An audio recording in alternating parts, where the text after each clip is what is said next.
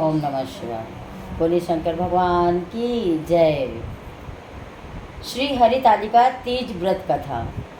श्री गणेश पावन भूमि कैलाश पर्वत पर विशाल वटवृक्ष के नीचे भगवान शिव पार्वती सभी गणों सहित बाबंबर पर विराजमान थे। बलवान वीरभद्र, भृगी, ऋग्गी, नंदी आदि अपने अपने पैरों पर सदाशिव के दरबार की शोभा बढ़ा रहे थे। गंधर्व गण, किन्नर, ऋषि हर भगवान की विधि अनुष्ठान छंदों से स्तुति गान स्वर आलापों से वाद्यों में संलग्न थे। उसी सुअवसर पर महारानी पार्वती जी ने भगवान शिव से दोनों हाथ जोड़कर प्रश्न किया कि हे महेश्वर, मेरे बड़े सौभाग्य हैं जो मैंने आप सरीखे अर्धाग्नि पति को वरण किया। क्या मैं जान सकती हूँ कि मैंने यह कौन सा पुण्य अर्जन किया है कि आप अंतर्यामी हैं? मुझ दासी को वर्णन करने की कृपा करें। महारानी पार्वती की ऐसी प्रार्थना सुनने पर शिव जी बोले, हे पार्वती, तुमने अति उत्तम पुण्य का संग्रह किया था जिससे मुझे प्राप्त किया है। वह अति गुप्त व्रत है, पर तुम्हारे आग्रह पर प्रकट करता हूँ। वह यह कि भाद्रपद के शुक्ल पक्ष की तीज व्रत के नाम से प्रसिद्ध है। यह व्रत जैसे तारागणों में चंद्रमा, नव ग्रहों में सूर्य, वर्णों में ब्राह्मण, देवताओं में गंगा, पुराणों में महाभारत, वेदों में सोम, इंद्रियों में मन, ऐसा यह श्रेष्ठ व्रत है। और तीज हस्त नक्षत्र युक्त पड़े वह और भी महान पुण्यदायक होती है।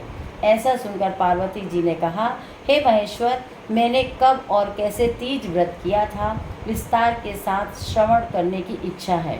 इतना सुनकर भगवान शंकर बोले कि भाग्यवान उमा, भारतवर्ष के उत्तर में हिमाचल श्रेष्ठ पर्वत है। उसके राजा का नाम हिमाचल है। वहाँ तुम भाग्यवती रानी मैना के नाम से पैदा हुई थी। तुमने बाल्यकाल से ही मेरी आराधना करना आरंभ कर दिया। कुछ उम्र बढ़ने पर तुमने हिमालय की दुर्गम गुफाओं में जाकर सहेली सहित मुझे पाने हेतु तप आरंभ कर दिया। तुमने ग्रीष्म ऋतु में बाहर पानी में तप किया। हिम ऋतु में पानी में खड़े होकर मेरे ध्यान में संलग्न रही। इस प्रकार 6 ऋतुओं में तपस्या करके भी जब मेरे दर्शन ना मिले, तब तुम ऊर्ध्वमुख होकर केवल वायु सेवन करने लगी। फिर वृक्षों के सूखे पत्ते खाकर इस शरीर को छीण किया। ऐसी तपस्या में लीन देखकर महाराज हिमाचल को अति चिंता हुई और तुम्हारे विवाह हेतु चिंता करने लगी। इसी शुभ अवसर पर महर्षि नारद की भी उपस्थित हो गए। राजा ने अति हर्ष के साथ महाराज का स्वागत पूजन किया और उपस्थित होने का कारण जानने की इच्छुक होने लगे। नारद जी ने कहा, राजन, मैं भगवान विष्णु का भेजा आया हूँ। मैं चाहता हूँ कि आपकी सुंदर कन्या को योग्य वर प्राप्त हो। सो वैकुंठ निवासी शेष शाही भगवान ने आपकी कन्या का वरण स्वीकार किया है। क्या आपको स्वीकार है? राजा हिमाचल ने कहा, महाराज, मेरा सौभाग्य है जो मेरी कन्या को विष्णु जी के ने स्वीकार किया है और मैं अवश्य ही उन्हें अपनी कन्या का कन्यादान करूँगा। यह सुनिश्चित हो जाने पर नारद जी वैकुंठ पहुंचकर विष्णु भगवान से पार्वती जी के विवाह का पूर्ण होना सुनाया।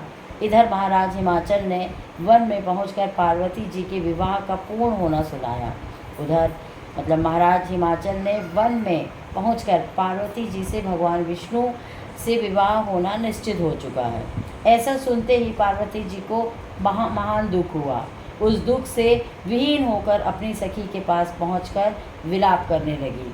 तो तुम्हारा विलाप देखकर सखी ने तुम्हारी इच्छा जानकर कहा, देवी, मैं तुम्हें ऐसी गुफा में तपस्या करने के लिए ले चलूँगी जहाँ महाराज हिमाचल भी ना जा सकेंगे।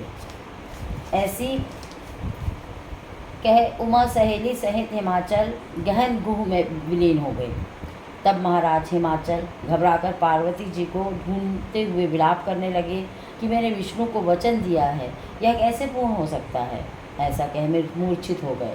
तब सभी पूर्ववासियों को साथ लेकर ढूंढने को महाराज ने पदार्पण कर ऐसी चिंता करके कि क्या मेरी कन्या को व्याघ्र खा गया या सर्प ने उसे डस लिया या राक्षस ने उसे हर लिया, उस समय तुम अपनी सखी के साथ ही गहन गुफा में पहुँचे बिना जल अन्न के मेरे व्रत आरंभ करके नदी की बालू से शिव प्रतिमा स्थापित कर विविध वन पुष्प फलों से पूजन करने लगी। उसी दिन भाद्र मास तृतीया शुक्ल पक्ष हस्त नक्षत्र युक्त प्राप्त थी। मेरी पूजा के फलस्वरूप मैं और मेरा सिंहासन हिल उठा। मैंने जाकर तुम्हें दर्शन दिया और तुमसे कहा, हे देवी, मैं तुम्हारे व्रत और पूजन से अति प्रसन्न हूँ। तुम अपनी कामना मुझसे वर्णन करो। इतना सुन तुमने लज्जित भाव से प्रार्थना की कि आप अंतर्मय हैं, मेरे मन के भाव आपसे छिपे नहीं हैं, आपको पति के रूप में चाहती हूँ। इतना सुनकर मैंने तुम्हें एवमस्तु इच्छित पूर्ण वरदान देकर अंतर्ध्यान हो गया। उसके पश्चात तुम्हारे पिता हिमाचल मंत्रियों सहित तुम्हें ढूंढते ढूंढते नदी तट पर मारे शोक के मूर्छित होकर गिर पड़े। उसी समय सहेली उमा के मेरी बालू की मूर्ति विसर्जन हेतु नदी तट पर ले पहुंची। उसी समय तुम्हारे नगर निवासी मंत्रीगण राजा हिमाचल के और तुम्हारे दर्शन के अति प्रसन्नता को प्राप्त हुए और तुमसे लिपट लिपट कर रोने लगे। और तुमने अपनी सहेली उमा से कहा, तुम इस भयंकर वन में कैसे चली आई जो अति भयानक है, जहाँ सिंह व्याघ्र जहरीले भयंकर सांपों का निवास है, जहाँ मनुष्य के प्राण संकट में हो सकते हैं। इसलिए हे पुत्री, इस भयंकर वन को त्याग कर अपने गृह को प्रस्थान करो। पिता के ऐसा कहने पर तुमने कहा, हे पिताश्री, मेरा विवाह तुमने भगवान विष्णु के साथ स्वीकार कर दिया, इससे मैं इसी वन में रहकर अपने प्राण विसर्जन करूंगी। ऐसा सुनकर महाराज हिमाचल अति दुखी हुए और बोले, प्यारी पुत्री, तुम शोक मत करो, मैं तुम्हारा विवाह कदापि भगवान विष्णु के साथ ना करूँगा।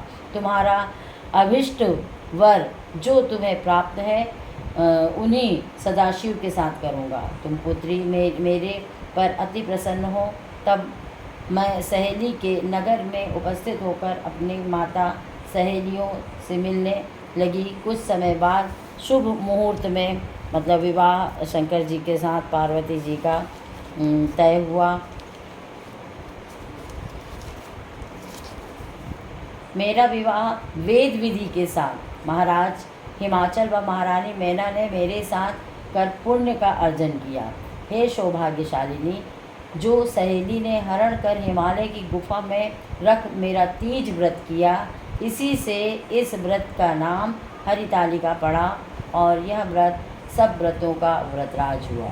इस प्रकार सुनकर माता पार्वती ने कहा, हे प्रभु, आपने मिलने की सुखद कथा सुनाकर मुझे प्रसन्न किया, पर इस व्रत के करने की जो विधि है इसका फल मुझे नहीं सुनाया। इसलिए कृपा करके मुझे इसके करने की विधि व पृथक पृथक फल भी सुनाइए। इतना सुनकर भगवान सदाशिव ने कहा, प्रिय, मैं इस व्रतराज का फल सुना रहा हूँ, सावधान होकर सुनो। यह व्रत सौभाग्यशाली नारी व पति चाहने वाली कन्याओं को करना चाहिए। यह व्रत जो है भाद्रपद के शुक्ल पक्ष की द्वितीया की शाम को आरंभ करें। यह व्रत निराहार, बिना फलाहार और निर्जला होकर रहना चाहिए। भगवान शिव पार्वती की प्रतिमा सुवर्ण की स्थापित करके, केले पुष्प आदि के खंभे स्थापित करके, रेशमी वस्त्र के चंदेवा तान कर वंदनवार लगा भगवान शिव मूर्ति बालू का लिंग स्थापित करके पूजन, वैदिक मंत्र स्तुति गान, वाद्य भैरी, घंटा, मृदंग, झांझर आदि से रात्रि को जागरण करना चाहिए। और भगवान शिव के पूजन के बाद फल फूल पकवान, लड्डू, मेवा, मिष्ठान, तरह तरह के भोग की सामग्री समर्पण करें।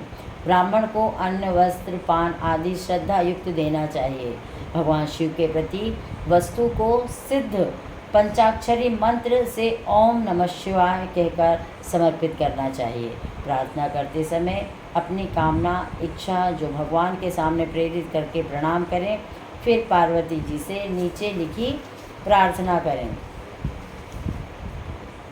जग जग माता मेरी भाग्य विधाता, तुम हो पार्वती शिव प्यारी, तुम दाता नंक पुरारी, सती सती में रेख तुम्हारी, जय हो आनंद दाता। जय जगदाता, जय माता, जय जय माता मेरी भाग्य विधाता।